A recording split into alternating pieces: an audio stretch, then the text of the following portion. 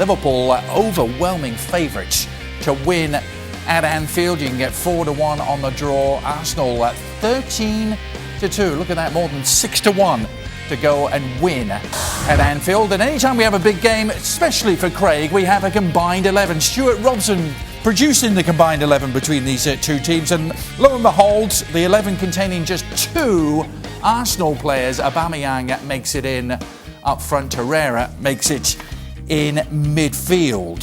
Stewart, that would suggest it's not looking too favourable for your old team heading into the big game. No, they had a good little spell when they beat Tottenham and they were playing some dynamic football. They did very well against Liverpool not so long ago, 5 weeks or 6 weeks ago.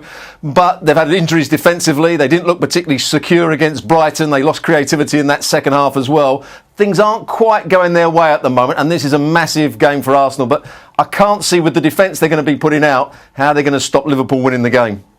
And that is the worry, guys, isn't it? That beleaguered Arsenal defence. Holding, Bellerin, Monreal, so many big names missing. Yeah, I don't know if Mustafi and Monreal are going to be back. There's reports that there's potential for that to happen, but they've still got a huge problem down the right-hand side with Lichtsteiner if he has to play there. Very experienced, but you know, if Sadio Mane plays on that side, he could run him into the ground. So they've got some big problems at the back.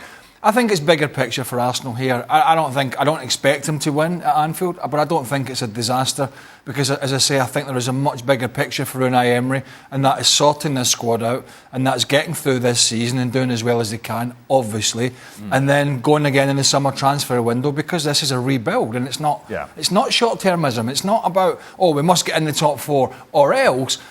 It's the long project ahead of undoing the latter years of Arsene Wenger, basically. Liverpool are flying, Shaka, but Arsenal, is there a sense they are just fading a little bit at the end of the year? That Brighton result didn't help, did it? No, it didn't. And yes, there is, well, maybe that sense is starting to creep in, but it's down largely to the injuries. Look, nobody expected or really expected Arsenal to be this good at this point in the season, given everything that Unai Emery had as his remit, restructuring this squad, figuring out what's going on everywhere from goalkeeping positions all the way to up front. He's got Lacazette and Aubameyang either rotating or playing together wonderfully well, figuring out that midfield, some big name omissions, which I know we'll get to. And now he has to deal with the issue of the injuries, particularly to his back four, and how you cope with that. Or that being said, as Craig rightly points out, this is big picture. I think Unai Emery already ahead of the curve in what has been asked of him.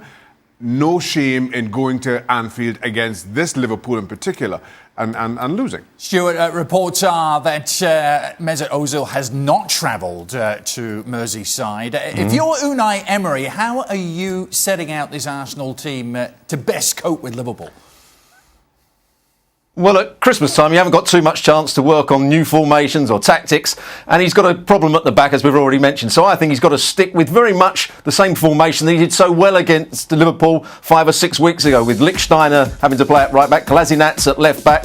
If Koscielny's fit, he plays alongside Socrates. I'd actually play Petr Cech in goal, because Leno in the last few weeks has been really poor, I think. Torreira and Shaka in midfield, and I would play Aubameyang slightly on the left-hand side, and he'd break forward as soon as Arsenal win the ball back, try and get down in behind Alexander-Arnold, not be asked to do too much defensively. Ramsey, I know he's not a player that I really trust, but I think Ramsey in the sort of most advanced midfield position, and on the right-hand side, Iwobi. And I think they've got to do the things they did 5 weeks ago. Make it difficult for Liverpool. Press high up the field. Play with a great intensity. And when the ball changes hands, they've got to get Aubameyang running in between Lovren and Alexander-Arnold. I agree. I think it's. I don't think he'll change shape at the back if the centre halves are fit. Because no point playing 3 at the back.